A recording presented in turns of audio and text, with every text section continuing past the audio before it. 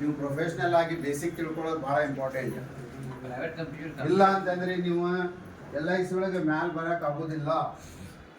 ನೋಡ್ರಿ, ನಾ ಅಗ್ರೆಸಿವ್ ಆಗಿ ಮಾತಾಡ್ತೀನಿ, ಯಾರು ತಪ್ಪು ತಿಳ್ಕೊಳಕ್ ಹೋಗ್ಬೇಡ್ರಿ, ನೆಗೆಟಿವ್ ಥಿಂಕ್ ಮಾಡಕ್ ಹೋಗ್ಬೇಡ್ರಿ ದಯಮಾಡಿ. ನಾ ಹೇಳೋದು ಕೇಳ್ತಿಲ್ಲ, ಹೇಳೋದು ಅಗ್ರೆಸಿವ್ ಆಗಿ ಮಾತಾಡಿರ್ತೀನಿ, ಬಟ್ ನೆಗೆಟಿವ್ ಥಿಂಕ್ ಮಾಡಕ್ ಹೋಗ್ಬೇಡ್ರಿ. ಫಸ್ಟ್ ನೋಡ್ರಿ, ನೀವು ಫಸ್ಟ್ ತಿಳ್ಕೊಳ್ಳೋದು ಏನೈತಲ್ಲ, ನಿಮ್ಮ UPIದೊಳಗೆ ಮೇನ್ ಏನೋ ಒಂದು ಕಟ್ಟಬೇಕು ಮಾಡಬೇಕು ಅಂತಂದ್ರೆ ಎಷ್ಟರ ಮಟ್ಟ ಐತಲ್ಲಿ?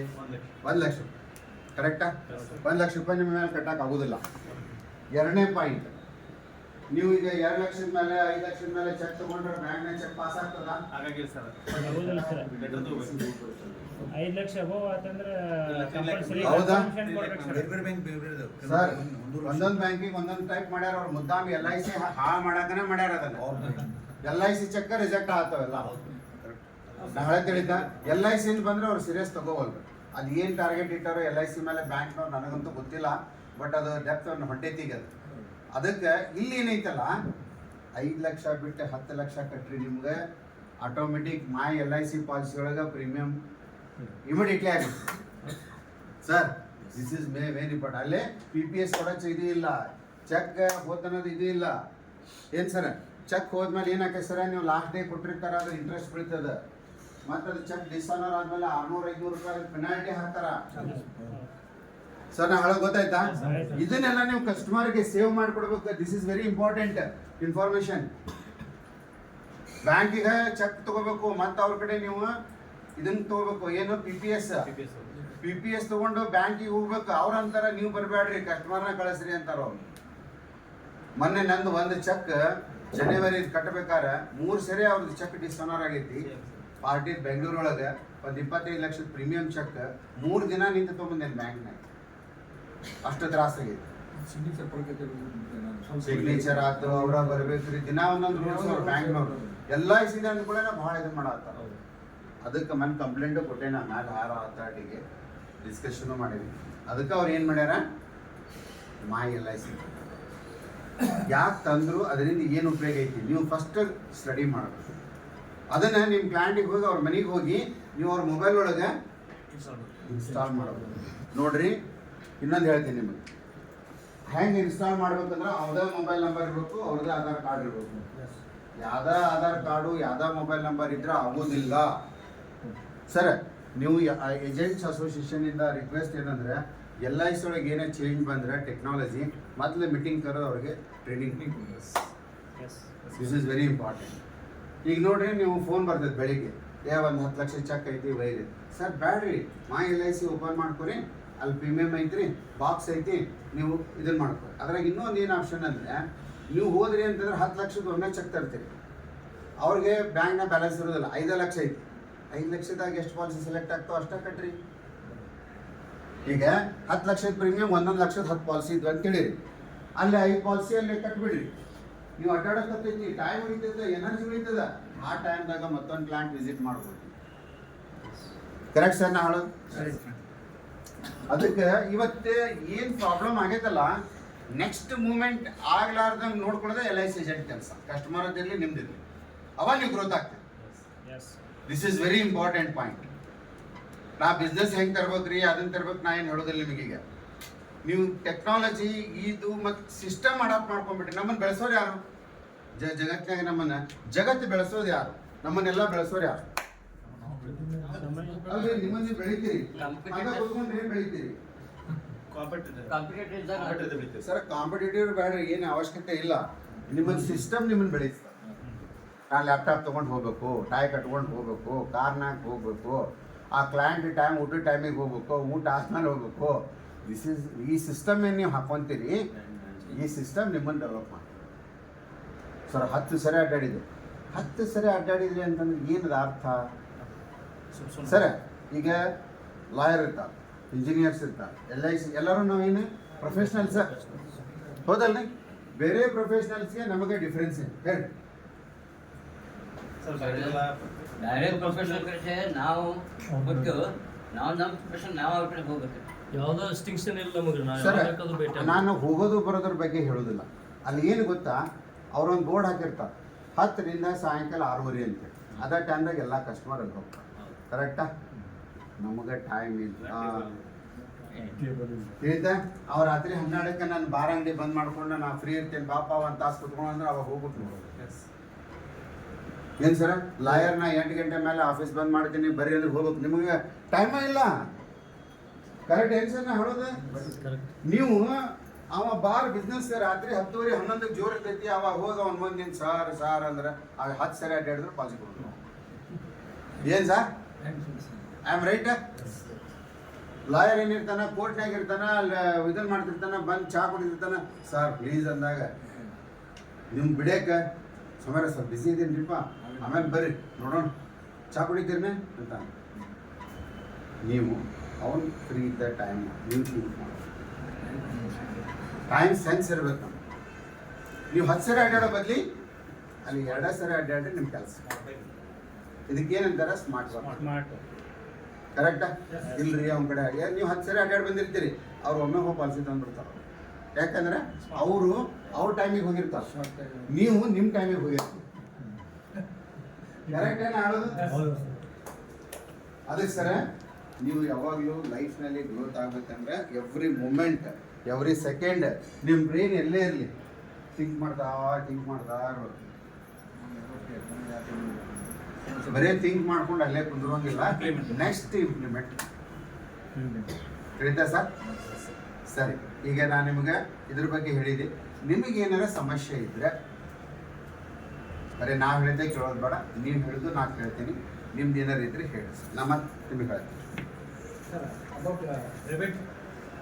ಹಾಂ ನೋಡ್ರಿ ಬಂದ್ರಿ ಈಗ.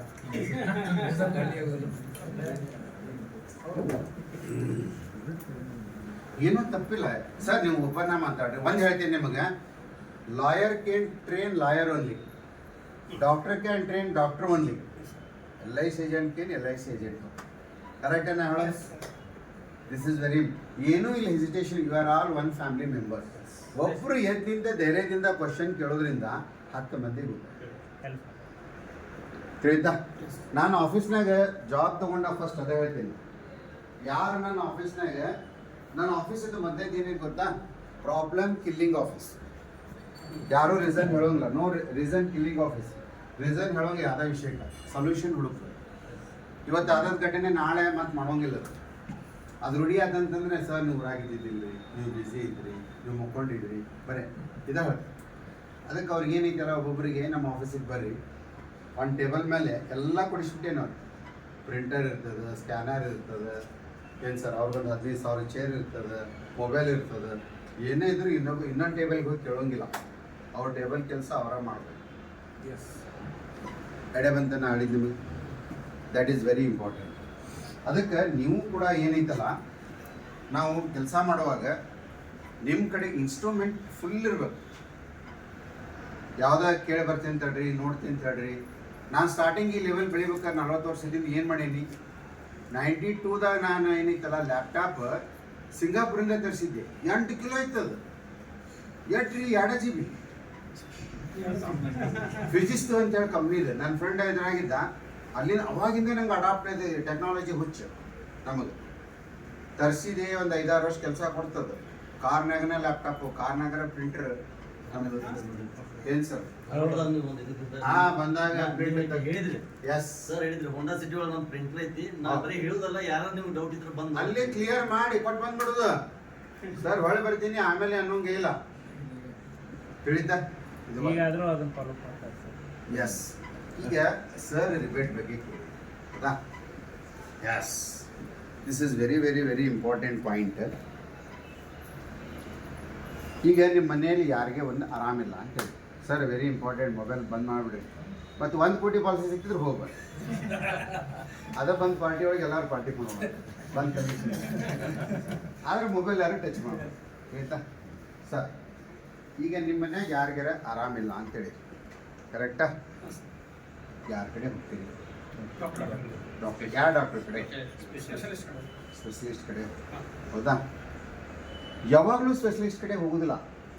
ಸ್ಟಾರ್ಟಿಂಗ್ ಏನೈತಲ್ಲ, ಮನೆ ಬಾಗಿಲದಾನ ಹೋಗ್ಬರ್ರಿ. ಯಾವಾಗದ? ಜಸ್ಟ್ LIC ಏಜೆಂಟ್ ಆದಾಗ. ನಾನು ಹೇಳೋದು ಗೊತ್ತಾಯ್ತಾ? LIC ಏಜೆಂಟ್ ಆದಾಗ ಏನು ಮಾಡ್ತೀರಿ? ಕಿಸ್ತಾ ದುಡ್ಡು ಇರುವುದಿಲ್ಲ. ಅವಾಗ ಏನು ಮಾಡ್ತೀರಿ 100 ರೂಪಾಯಿ ಕೊಟ್ಟೆ ಅದಕ್ಕೆ ಅದಾನ ಡಾಕ್ಟ್ರು ಇಲ್ಲೇ ಹೋಗ್ಬರ್ರಿ ತೋರಿಸ್ಕೊಂಡು ಕರೆಕ್ಟೇನ ಹೇಳೋದು ತಪ್ಪು ತಿಳ್ಕೊಬೇಡ್ರಿ ಅಂಡರ್ಸ್ಟ್ಯಾಂಡೇಷನ್ ಮಾಡತ್ತೀನಿ ಅಂತೇಳಿ ಇದನ್ನು ವಾಸ್ತವಿಕವಾಗಿ ಹೇಳ್ತಾರೆ. ಅದ ಒಂದು 2 ವರ್ಷ 3 ವರ್ಷ ಒಂದು ಕ್ಲಬ್ ಮೆಂಬರ್ ಆದಮೇಲೆ ಸ್ವಲ್ಪ ದುಡ್ಡು ಬಂದಮೇಲೆ ಆರಾಮಿಲ್ಲ ಅಂದ್ಕೊಳ್ಳಿ ಎಲ್ಲಿ ಹೋಗ್ತೀರಿ MBBS ಸ್ಪೆಷಲಿಸ್ಟ್ ಕಡೆ ಹೋಗಲ್ಲ ತಡಿ ಇನ್ನೂ ಐತೆ ಅದ್ರೊಳಗೆ ಸ್ಪೆಷಲಿಸ್ಟ್ ಕಡೆ ಹೋಗಿ MBBS ಡಾಕ್ಟರ್ ಕಡೆ ಅಲ್ಲಿ ಏನಾಗಿರ್ತೀವಿ ಆಯುರ್ವೇದಿಕ್ಗೆ ಒಂದು ಸಣ್ಣ ಡಾಕ್ಟರ್ ಕಡೆ ಹೋಗಿರ್ತೀವಿ. ನೆಕ್ಸ್ಟ್ MBBS ಡಾಕ್ಟರ್ ಅದಾನ ಅಲ್ಲಿ ಹೋರಿ ಅಂತೀವಿ. ಆಮೇಲೆ ಮತ್ತೊಂದು 3-4 ವರ್ಷ ಆದಮೇಲೆ ಒಂದು ಸಣ್ಣ ಕಾರ್ ತೊಗೊತೀರಿ. ಕಾರ್ ತೊಗೊಂಡ್ಮೇಲೆ ಮತ್ತೊಂದು ಸ್ವಲ್ಪ ಆರಾಮಿಲ್ಲ ಅಂದ್ರೆ ಅವಾಗ ಏನು ಮಾಡ್ತೀರಿ ಕಾರ್ನಾಗ ಕುತ್ಕೊಂಡು ಯಾವಾಗಲೂ ಕಾಂಪೌಂಡರ್ ಕಡೆ MBBS ಡಾಕ್ಟರ್ ಕಡೆ MD ಕಡೆನೇ ಹೋಗ್ತೀವಿ. ನಾ ಹೇಳೋದು ಐಡಿಯಾ ಬಂದು ಇದನ್ನು ಸೂಕ್ಷ್ಮ ವಿಚಾರ ಮಾಡಿದ್ರೆ ಭಾರಿ important. I am right wrong ಮಾತಾಡೋದು ಏನು ವಾಸ್ತವಿಕವಾಗಿ ಕರೆಕ್ಟ್ ಐತಿಲ್ಲ ರೈಟ್. ಅವಾಗ ಏನು ಮಾಡ್ತೀರಿ MD ಡಾಕ್ಟರ್ ಕಡೆ ಹೋಗ್ತೀರಿ. ಕರೆಕ್ಟ್ ಏನು ಸರ್? ಸರಿ, ನಿಮಗೆ ಕಂಪೌಂಡರ್ ಏನು ಮಾಡಿರ್ತಾನೆ 50 ರೂಪಾಯಿ ತೊಗೊಂಡಿರ್ತಾನೆ ನೋಡಕ್ಕೆ. MBBS ಡಾಕ್ಟರ್ 100 ರೂಪಾಯಿ ತೊಗೊಂಡಿರ್ತಾನೆ. MD ಡಾಕ್ಟರ್ ಕಡೆ ಹೋಗ್ಕಡೆ 500 ರೂಪಾಯಿ ಅಂದ್ಬಿಡ್ತಾರೆ. ಸರ್ ನೀವು ಏನು ಮಾಡಿರ್ತೀರಿ ಅಂದ್ರೆ ಕಂಪೌಂಡ್ರಿ 50 ರೂಪಾಯಿ ತೊಗೊಂಡಿರ್ತಾನಲ್ಲ MBBS ಡಾಕ್ಟರ್ ಕಡೆ ಹೋದಾಗ 200 ರೂಪಾಯಿನ 300 ರೂಪಾಯಿ ಹೇಳಿದಾಗ ಇಲ್ಲ ಸರ್ 100 ರೂಪಾಯಿದಾಗ ನೋಡ್ತಾನ ನೀವು 300 ರೂಪಾಯಿ ತೊಗೊಳ್ತೀರಿ ಅನ್ನೋ ಒಂದು ತಲೆಯಾಗ ವಿಚಾರಗಳು ಬರ್ತವೆ. ಕೇಳ್ತೀರಿ 100% ಕೇಳ್ತೀರಿ. ಕರೆಕ್ಟಾ? ಆದ್ರೆ ಸಬ್ಜೆಕ್ಟ್ ಕಂಡೀಷನ್ MD ಡಾಕ್ಟರ್ ಕಡೆ ಹೋದಾಗ ಅವ್ರು 500 ಕೇಳಿದ್ರು ಸುಮ್ಮನೆ ಕೊಟ್ಟಾಗ್ತದೆ. 1 ರೂಪಾಯಿ ಅಲ್ಲಿ ಏನೋ ಮಾತಾಡೋದಿಲ್ಲ. ಯಾಕೆ ಸರ್? ನೋಡ್ರಿ ಕ್ವಾಲಿಫಿಕೇಶನ್ ಡಿಗ್ನಿಟಿ ಸ್ಟೇಟಸ್ ಕೇಳಿದ್ರೆ ಎಲ್ಲಿ ನನ್ನ ಮರ್ಯಾದೆ ಹೋಗ್ಬೇಕು ಅಂತ ಹೌದಲ್ಲ? ನೀವ್ಯಾಕೆ ಎಲ್ಲರೂ ಸೂಪರ್ MD ಆಗ್ಬಾರ್ದು? ಯಾ ನನ್ನ ಮಗ ರಿಪೀಟ್ ಕೇಳ್ತಾನಲ್ಲ ಅವನಿದ್ರಿಗೆ ನೀವೇನು ಹಾಕ್ತೀರಿ ಕಂಪೌಂಡರ್ ಆಗಿ ಹೋಗ್ತೀರಿ. ನಿಮ್ಮನ್ನು ಪರ್ಚೇಸ್ ಮಾಡಕ್ ನೀವು ಕಸ್ಟಮರ್ ಪರ್ಚೇಸ್ ಮಾಡೋದು ಕಲಿಬೇಕು. ತಿಳಿತಾ? ಹೌದಾ ಸರ್? ನೀವೇನೈತಲ್ಲ ಕಸ್ಟಮರ್ ಪರ್ಚೇಸ್ ಮಾಡಬೇಕು. ನನಗೆ ಇದು ಇದ್ರೆಲ್ಲ ಹೇಳ್ತಿದ್ದೆ, ಓಲ್ಡ್ ಇಲ್ಲ ಇದು ಇಲ್ಲ ಜನರಲ್ ಆಗಿ ಮಾತಾಡ್ತೀನಿ. ಒಟ್ಟೆಲ್ಲ ವಿಡಿಯೋಸ್ ಅದಾವ ಇವು ಅದಾವು ಇನ್ನೊಮ್ಮೆ ನೋಡೋಣ. ಇರಲಿ ಮತ್ತು ದೇವ್ರ ಅಪಾರ್ಚುನಿಟಿ ಕೊಟ್ಟು ನೋಡೋಣ. This is the concept. ಅಣ್ಣವ್ರೆ ರಿಬೇಟ್ ಯಾಕೆ ಹೇಳ್ತಾರೆ ಗೊತ್ತಾತ? ನೀವು ನಾಳಿಂದ ನೀವು ಏನೈತಲ್ಲ ಹೇಳೋ ವಿಚಾರ ಅವ್ರಿಗೆ ಏನಪ್ಪ ಇಲ್ಲಿ ಮಠನೂ ನನಗೆ ಯಾವ ದೇವ್ರು ಬಂದು ಹೇಳಿಲ್ಲ, ನೀವು ಹೊಸ ದೇವ್ರು ಬಂದು ನಮ್ಮ ಮನೆ ಮಠ ನನ್ನ ಹೆಂಡತಿ ಬಗ್ಗೆ ನನ್ನ ಮಕ್ಕಳ ಬಗ್ಗೆ ನನ್ನ ಬಿಸ್ನೆಸ್ ಬಗ್ಗೆ ನನ್ನ ಬಗ್ಗೆ ಎಲ್ಲ ನನಗೆ ಚಲೋ ಮಾಡ್ಲಿಕ್ಕೆ ಒಂದು ಪ್ಲ್ಯಾನ್ ಮಾಡಿಕೊಡ್ತೀನಿ. ಫೈನಾನ್ಷಿಯಲ್ ಅಡ್ವೈಸರ್ ಆಗಿ ಹೆಂಗೆ ಫ್ಯಾಮಿಲಿ ಡಾಕ್ಟರ್ಸ್ ಇರ್ತಾರಲ್ಲ ಹಂಗೆ ಫ್ಯಾಮಿಲಿ ಫೈನಾನ್ಸರ್ ಆಗಿರ್ಬೋದು. ಅವಾಗ ಏನಾಗ್ಬಿಡ್ತದಲ್ಲೇ ದೇವ್ರ ಆಣೆ ನಿಮಗೆ ಬಿಟ್ಟು ಮತ್ತೆ ನಿಮ್ಮನ್ನು ನೆನೆಸ್ತಾರೆ. ಕರೆಕ್ಟಾ? ರಿಬೇಟ್ ಅನ್ನೋ ವರ್ಡ್ ಗೊತ್ತಾತ ನಿಮ್ಗೆ ಯಾಕೆ ಅನ್ನೋದು? ನಿಮ್ಮನ್ನ ಖರೀದಿ ಬಿತ್ತ ಅದಕ್ಕೆ ನೀವು ಖರೀದಿ ಮಾಡ್ತೀವಿ ಏನೋ ಮಾಡಿ ಅವ್ರಿಗೆ ಏನೈತಲ್ಲ ನೀವು ಏನು ಸರ್ ಯಾವಾಗಲೂ ಏನೈತಲ್ಲ ನೀವು ಎಲ್ಲ ಕಸ್ಟಮರ್ಗೆ ಏನಾಗ್ಬೇಕು, ನೀವು ಎಲ್ಲ ಕಸ್ಟಮರ್ಗೆ ಏನಾಗಿರ್ಬೇಕು, ನೀವು ಫ್ಯಾಮಿಲಿ ಮೆಂಬರ್ ಅಂತ ಆಯ್ತು. ಸುಮ್ಮನೆ ಫ್ಯಾಮಿಲಿ ಮೆಂಬರ್ ಅಂತೂ ಚಾ ಕುಡಿದು ಬಂದ್ರೆ ಸರ ಫ್ಯಾಮಿಲಿಗೆ ನೀವು ಅಸೆಟ್ ಆಗಿರೋ ಹೇಳೋದು ಗೊತ್ತಾಯ್ತಾ? ಅಸೆಟ್ ಅನ್ನೋ ವರ್ಡ್ ಏನೈತಲ್ಲ ಎಲ್ಲ ಬಂದ್ಬಿಡ್ತಲ್ಲೇ. ಕಷ್ಟ ಸುಖ ನೋವು ನಲಿವು ಎಲ್ಲದ್ರಾಗೂ ನೀವೇನಾಗಿರ್ಬೇಕಲ್ಲೇ ಹಾಗೆ ಆಗಿರ್ಬೇಕು. ತಿಳಿತಾ? ವಿತೌಟ್ ಎನಿ ಎಕ್ಸೆಪ್ಟೇಷನ್ಸ್ ಸರ, ವಿತೌಟ್ ಎನಿ ಎಕ್ಸೆಪ್ಟೇಷನ್ಸ್ ಭಾಳ ಇಂಪಾರ್ಟೆಂಟ್ ಅದ. ನೀವು ಮಾಡಿದ್ದಕ್ಕೆ ಒಂದು ಪಾಲಿಸಿ ಕೊಡ್ತಾರಂತೇಳಿ ನಾಳೆ ಹೋಗಿ ಇವತ್ತು ಸಹಾಯ ಮಾಡೋದು ನಾಳೆ ಬೆಳಿಗ್ಗೆ ಕೇಳೋದು ಮಾಡಬಾರ್ದು. ನಿಮ್ಮನ್ನು ಕರೀದಿಯಲ್ಲ ನೆಕ್ಸ್ಟ್ ಸರ್ ಕಸ್ಟಮರ್ ಮನಸ್ಸು ಹೆಂಗಿರ್ತೈತೆ ಅಂದ್ರೆ ಭಾಳ ಸೂಕ್ಷ್ಮ ಇರ್ತದೆ. ನಿಮ್ಮನ್ನ ಎವ್ರಿ ಮೂಮೆಂಟ್ ನೋಡಿ ನೀವು ತಿಳ್ಕೊಂಡಿರ್ತೀರಿ ನಮ್ಮನ್ನು ಯಾರೂ ಅಬ್ಸರ್ವ್ ಮಾಡಂಗಿಲ್ಲ ಅಂತೇಳಿ. ಬಟ್ ನಿಮ್ಮನ್ನ ಎಲ್ಲರೂ ಅಬ್ಸರ್ವ್ ಮಾಡ್ತಿರ್ತಾರೆ. ಹಿಂದಿನ ಹಿರಿಯರು ಏನು ಹೇಳ್ಯಾರ? ಬಾಡಿಗೂ ಕಿವಿ ಇರ್ತಾವೆ ಹೌದಾ, ಬಾಡಿಗೂ ಕಣ್ಣು ಇರ್ತಾವ ಅಂತ ಯಾಕೆ ಹೇಳ್ತಾರೋ? ಹಿಂದಿನ ಹಿರಿಯರು 10,000 ವರ್ಷದಿಂದ ಅನುಭವದಿಂದ ಇದಕ್ಕೆ ನಿಮಗೆ ಗೊತ್ತಿಲ್ಲ ಕಣ್ಣು ನಿಮ್ಮನ್ನು ನೋಡ್ತಿರ್ತೀವಿ. ಹಾಂ, ಅದ್ರ ಬಗ್ಗೆ ನೀವೇನೈತಲ್ಲ ಅವೇರ್ನೆಸ್ ಸುಮ್ಮನೆ ಏನೈತಲ್ಲ ಅವ್ರಿಲ್ದಾಗ ಇವ್ರದ್ದು ಮಾತಾಡೋದು, ಇವ್ರಿಲ್ದಾಗ ಅವ್ರು ಮಾತಾಡೋದು, ಅವ್ರಿಗೆ ಇವ್ರು ಬೈಯೋದು, ಇವ್ರಿಗೆ ಇದು ಬೈಯೋದು ಆಗಬಾರ್ದು. ಅದು ಎಸ್ ಸರ್. ತಿಳಿದಿಲ್ಲ ಸರ್, ನಾನು ಹೇಳೋದು ನಿಮಗೆ ಇಟ್ ಈಸ್ ವೆರಿ ಇಂಪಾರ್ಟೆಂಟ್. ಆಮೇಲೆ LIC ಒಳಗೆ ಏನು ಟ್ರೈನಿಂಗ್ಸ್ ಇರ್ತಾವೆ ಸಪೋಸ್ ಇದಕ್ಕೆ ಒಂದು ಸಣ್ಣ ಎಕ್ಸಾಂಪಲ್ ಕೊಟ್ಟು ಹೇಳಿ. ಒಬ್ಬವ ಶಿಲ್ಪಿ ಇರ್ತಾನೆ. ಹಳೆ ಕಾಲದೊಳಗೆ ಏನೈತಲ್ಲ, ಎಷ್ಟು ಲಕ್ಷ ಗಂಟೆ ವರ್ಷದಿಂದ ಇರ್ಬೋದು, ಸಾವಿರಾರು ವರ್ಷದಿಂದ ಇರ್ಬೋದು, 10,000 ವರ್ಷದಿಂದ ಇರ್ಬೋದು, ನಮ್ಮ ಜೊತೆ ಪ್ರಾಣಿ ಪಕ್ಷಿ ಗಿಡ ಕಲ್ಲು ಮಣ್ಣು ಎಲ್ಲವೂ ನಮ್ಮ ಜೊತೆ ಮಾತಾಡ್ತಾ ಇದ್ವಿ. ಮನುಷ್ಯ ಎಷ್ಟು ಸ್ವಾರ್ಥ ಅದ, ದುಷ್ಟ ಅದ, ಅವು ದೂರ ಆಗುತ್ತೆ. ಕರೆಕ್ಟಾ? ಕರೆಕ್ಟ್. ಅದಕ್ಕೆ ಒಬ್ಬ ಶಿಲ್ಪಿ ಏನು ಮಾಡ್ತಾನ, ಹಂಪಿ ಕಡೆ ಎಲ್ಲರೂ ಯಾರು ಹೋಗಿರಿ? ರೈಟ್. ಅಲ್ಲಿ ಕಲ್ಲು ಬಂಡೆಗಳಿದಾವೆ. ಕೆಳಗೊಂದು ಕಲ್ಲು ಬಂಡೆ ಇತ್ತು.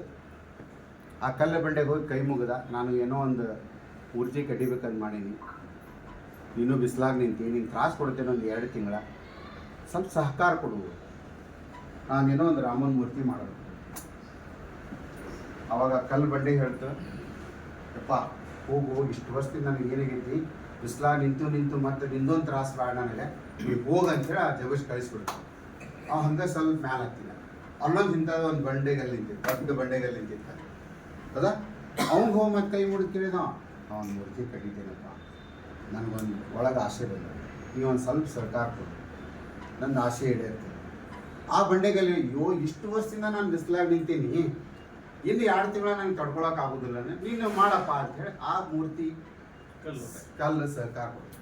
ಇವ ಏನು ಮಾಡಿದ, ಬೆಸ್ಟ್ ಒಂದು ರಾಮನ ಮೂರ್ತಿ ಕಟ್ಟಿದ, ಭಾರಿ ಅಟ್ರಾಕ್ಷನ್ ಆಗುವಂಥ. ದಾರ ಹೋಗೋರು ಬರೋರು ಎಲ್ಲ ನೋಡಾಕಂದ್ರೆ, ಅಯ್ಯೋ ರಾಮ್ ನಿಂತಾನ, ರಾಮ್ ನಿಂತಾನಂತ ಅದಕ್ಕೊಂದು ಸಣ್ಣ ಗುಡಿ ಕಟ್ಟಿಬಿಟ್ಟು. ಆಮೇಲೆ ಅವಂಗ ಅಭಿಷೇಕ, ಹಾಲಿನ ಅಭಿಷೇಕ, ಜೇನುತುಪ್ಪ ಅಭಿಷೇಕ, ಎಲ್ಲ ಹಣ್ಣಿನ ಅಭಿಷೇಕ ಎಲ್ಲ ಚಲೋ ಆಗ್ಬಿಟ್ಟು.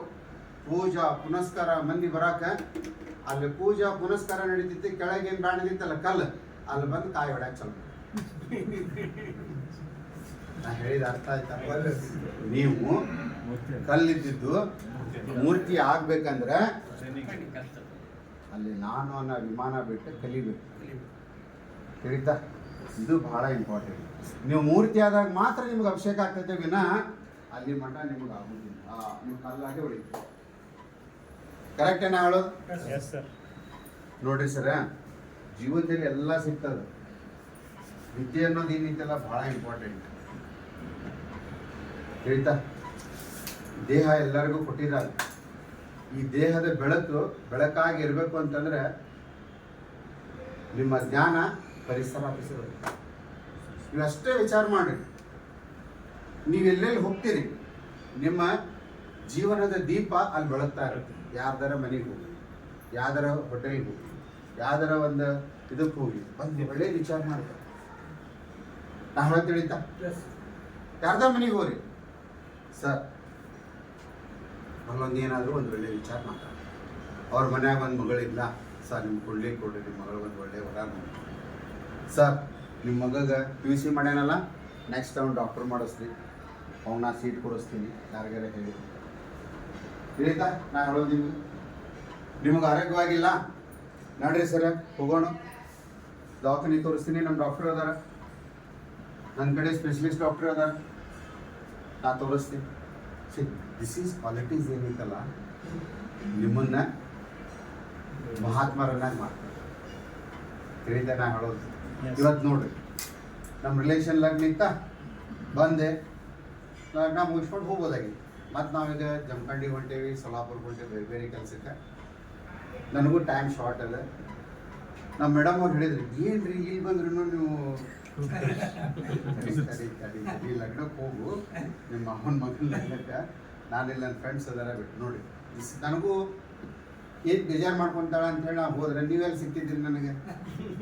ನಿಮ್ಮಿಂದನೂ ನಮಗೆ ಜ್ಞಾನ ನೋಡ್ರಿ, ನೀವು ಟೈಮ್ ಇಟ್ಕೊಂಡು ಬಂದು ಇಷ್ಟು ನಕ್ಕೊಂತ ಕುಂತು ನಮ್ಗೊಂದು ಸಹಕಾರ ಕೊಟ್ಟು ಒಂದು ಗೌರವ ಕೊಟ್ಟಿರಲ್ಲ, ಇದು ಎಷ್ಟು ಕೋಟಿಗೂ ಸಮಾಧಾನ ಅಲ್ಲ. ಅದು ಬೆಲೆ ಕಟ್ಟಲಾರ್ದಂಥದ್ದು ಒಂದು ವಸ್ತು. ತಿಳಿತಾ? ಅದಕ್ಕೆ ನಾಳೆ ನೀವು ಬೆಳೆದ್ರಿ ಅಂತ, ಏನೋ ಒಂದು ಒಳ್ಳೆ ಕೆಲಸ ಮಾಡಿದ್ರಿ ಅಂತ, ಅದು ನಾನು ಒಂದು ಸ್ವಲ್ಪ ಪದಂತಿಲ್ಲ ಡೆಫಿನೆಟ್ಲಿ ಹೌದಲ್ಲ. ಮತ್ತು ನಾ ಕೊಟ್ಟದ್ದು ಒಂದು 10 ಪೈಸೆನಾರು ಉಪಯೋಗ ಆದರೆ ನನಗೊಂದು ಸಂತೋಷ ಇರ್ತದೆ. ನನಗೆ ದೇವ್ರಿಗೆ 62 ನೋಡ್ರಿ LIC ಏಜೆಂಟ್ ಆರಾಮ್ ಇಡೋದು ಭಾಳ ತ್ರಾಸ. ಯಾಕೆ ಹೇಳಿ, ಅವ್ರಿಗೆ ಫುಡ್ ಟೈಮಿಂಗ್ ಇಲ್ಲ, ಹೌದಾ? ಯಾವುದೇ ಟೈಮಿಂಗ್ ಇಲ್ಲ. ಇವತ್ತು ದಿನಕ್ಕೆ 4 ಫಂಕ್ಷನ್ ಅಟೆಂಡ್ ಆಗ್ಬೇಕು, ಅಲ್ಲಿಗೆ ತಿನ್ಬೇಕು, ಬೇರೆಯವ್ರಿಗೆ ಹೋಗ್ತೀವಿ, ಹೋಟೆಲ್ನಾಗೆ ತಿನ್ಬೇಕು. ದಿನಕ್ಕೆ ಇಲ್ಲಿ ಚಹಾ ಕುಡಿತೀವಿ, ಇಲ್ಲಿ ಕಾಫಿ ಕುಡಿತೀವಿ, ಇಲ್ಲಿ ಜ್ಯೂಸ್ ಕುಡಿತೀವಿ. ಕಸ್ಟಮರ್ಗೆ ಏನೈತಲ್ಲ ಬೇಜಾರ್ ಮಾಡಕ್ ಬರಂಗಿಲ್ಲ, ಕಸ್ಟಮರ್ಗೆ ಬೇಜಾರ್ ಮಾಡಕ್ ಬರೋದಿಲ್ಲ ನಮಗ, ಹೌದಲ್ಲ ಸರ್? ನಾ ಹೇಳೋದು ಅವ್ರ ಪ್ಲೀಸ್ ಸಂಬಂಧ ನಾವು ಕುಡಿಯಬೇಕ, ಬಟ್ ಅವ್ರ ಪ್ಲೀಸ್ ಸಂಬಂಧ ಕುಡಿದ್ರೆ ನಮ್ಮ ಹೆಲ್ತ್ ಏನಾಗ್ತದೆ ಅದು ವಿಚಾರ ಮಾಡ್ಬೇಕಲ್ಲ. ಅದ್ರಾಗ ನಿಮ್ಗೆ 62 ನಿಮ್ಮ ಜೊತೆಗೆ ಇಷ್ಟೆಲ್ಲ ಅಚೀವ್ಮೆಂಟ್ ಮಾಡಿ ನಿಮ್ಮ ಜೊತೆ ಮಾತಾಡಕ್ಕೆ ಅನ್ನೋದು ಅವ್ನಿಗೆ ನಾವು ಥ್ಯಾಂಕ್ಸ್ ಹೇಳ್ಬೇಕು. ನಮ್ಮ ಜೊತೆ ದೇವರದ ನಮ್ಮ ಜೊತೆ ದೇವರದ ಅನ್ನಕ್ಕೆ ಇದೇ ಸಾಕ್ಷಿ, ಹೌದಂತಿಲ್ಲ ಅಂತೀರಿ ಸರ್? ನಾ ಹೇಳೋದು ಅದಕ್ಕೆ ಒಳ್ಳೇದು ಮಾಡೋದಕ್ಕೆ ದೇವರ ಸಾಪಟ್ಟೆ ಕೊಡ್ತಾನೆ. ಅಲ್ಲ ಇರ್ತಾನೆ ಸರ್, ಆದ್ರೆ ಎಲ್ಲ ಟೈಮ್ದಾಗ ಇರುದಿಲ್ಲ.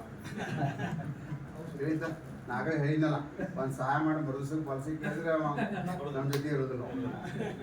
ಕೇಳಬೇಕು, ಇಲ್ಲ ಅಂತಲ್ಲ ಸರ್. ಇವತ್ತೊಂದು ಹೊಸ ಪ್ಲಾನ್ ಬಂದದ ನಿಮ್ಮ ಫ್ಯಾಮಿಲಿಗೆ. ಇವತ್ತು ಒಂದು ಸುಳ್ಳು ಹೇಳೋದ್ರಿಂದ ಏನೂ ಆಗಲ್ಲ. ಸುಳ್ಳು ಅಂದ್ರೆ ಏನು, ತಪ್ಪು ಹೇಳಬೇಡ್ರಿ.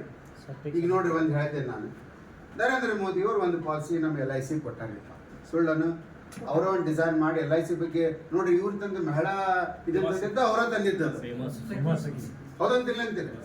ಏನದು ವಿಮಾ ಸಖಿ ಅಂತ ಹೇಳಿ ತಂದಿದ್ದ ಅವ್ರದ್ದು ಡಿಸೈನ್ ಅದು. ಹಂಗೆ ಎಷ್ಟೋ ಪ್ಲಾನ್ಗಳನ್ನು ಕೊಟ್ಟಾರ ಅವರು. ಹಂಗೆ ನೀವೊಂದು ಯಾವ ಈ BJP ಅವ್ರು ಇರ್ತಾರ, ಅವ್ರ ಒಂದು ಮನಸ್ಸು ಗೆಲ್ಲಕ್ಕೆ ಅವ್ರಿಗೆ ಹೋಗಿ, ಸರ್ ನರೇಂದ್ರ ಮೋದಿ ಅವ್ರ ಒಂದು ಜೀವನ ಉತ್ಸವ ಪ್ಲಾನ್ ಸರ್, 100 years ಯಾರು ನಿಮಗೆ ಪೆನ್ಷನ್ ಕೊಡಲ್ಲ, 10%. This is very important. ನೋಡ್ರಿ, ಬ್ಯಾಂಕ್ ಒಳಗೆ 2 years ಗ್ಯಾರಂಟಿ, ಪೋಸ್ಟಲ್ ಒಳಗೆ 5 ವರ್ಷ ಗ್ಯಾರಂಟಿ, LIC ಒಳಗೆ 100 years ಗ್ಯಾರಂಟಿ. ಸರ್ ನೀವು ಅವ್ರಿಗೆ ಮ್ಯಾಜಿಕ್ ಆಗ್ಬೋದು ಹೇಳ್ಬೇಕು, ನೀವು ತಿಳಿತಾ ನಾ ಹೇಳೋದು. ನರೇಂದ್ರ ಮೋದಿ ಅವ್ರು ಏನು ಕೊಟ್ಟಿಲ್ಲ ಪ್ಲಾನ್, ಬಟ್ LIC ಬಗ್ಗೆ ಅವ್ರದ್ದು ಕಾಳಜಿ ಐತಿ. ನಾವು ಅವ್ರಿಗೆ ಕೊಟ್ಟಿರ್ತೇವೆ ದುಡ್ಡು, ಕಂಟ್ರಿ ಡೆವಲಪ್ಮೆಂಟ್ ಮಾಡಿ ಕೊಟ್ಟಿರ್ತೇವಿಲ್ಲ. ಒಂದು ವರ್ಡ್ ಅವ್ರಿಗೆ ನೀವು ಕಾಂಗ್ರೆಸ್ದವ್ರು ಇರ್ತಾರ, ಅವ್ರು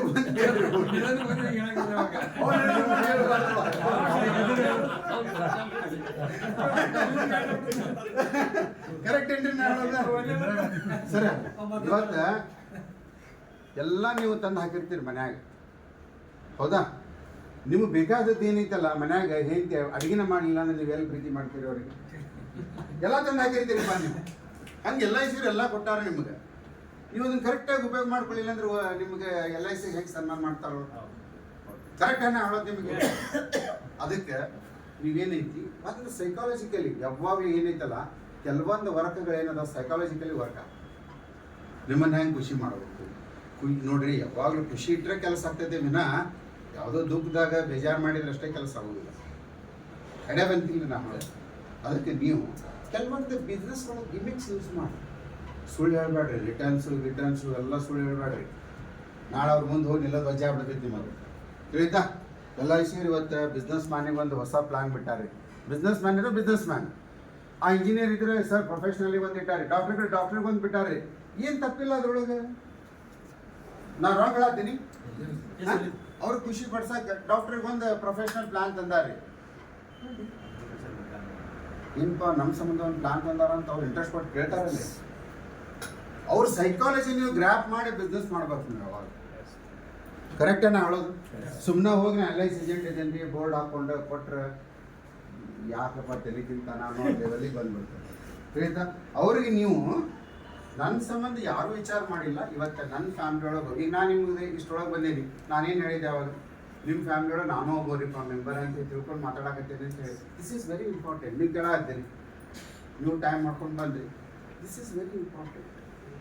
ಸುಮ್ಮನೆ ಬಂದೀನಿ, ನಾನು ಅಚೀವ್ಮೆಂಟ್ ಮಾಡೀನಿ, ನೀವು ಮಾಡ್ರಿ ಅಂತ ಹೇಳ್ಬಿಟ್ರೆ ಉಪಯೋಗ ಏನಾಗ್ತೈತೆ ಅದರೊಳಗೆ? ನೀವು ಬೆಳಿಬೇಕು.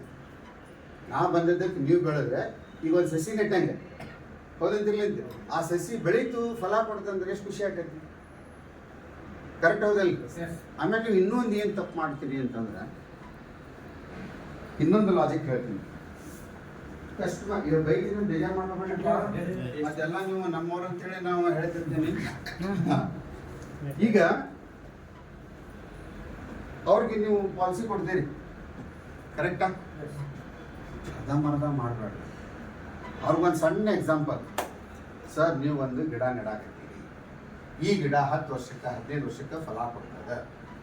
ಅವ್ರಿಗೆ ಕರೆಕ್ಟಾಗಿ ಯಾವ ರೀತಿ ಫಲ ಕೊಡ್ತದೆ, ಹೆಂಗೆ ಫಲ ಕೊಡ್ತದೆ ಅಂತ ನೀವು ಕರೆಕ್ಟಾಗಿ ಅವ್ರಿಗೆ ಎಜುಕೇಟೆಡ್ ಮಾಡಿಬಿಟ್ರಿ ಅಂದರೆ ಏನಾಕೈತೆ ಸರ್, ಆ ಗಿಡಕ್ಕೆ ಗೊಬ್ಬರ ಹುಳ ಹಿಡಿಲಾರ್ದಂಗೆ ಕರೆಕ್ಟಾಗಿ ನೀರು ಹಾಕಿ ನೋಡ್ಕೊತಾರ ಅವ್ರು. ಕರೆಕ್ಟಾಗಿ ನಾ ಹೇಳೋದು, ನೀವು ಅವ್ರಿಗೆ ನಾಲೆಜೇ ಕೊಟ್ಟಿಲ್ಲ ಅಂತಂದ್ರೆ ಅವ್ರ ಗೊಬ್ಬರನೂ ಹಾಕೋದಿಲ್ಲ, ನೀರು ಹಾಕೋದಿಲ್ಲ, ಅರ್ಧಕ್ಕನ ಹುಳ ಹಿಡಿದು ಹೋಗ್ಬಿಡ್ತದೆ.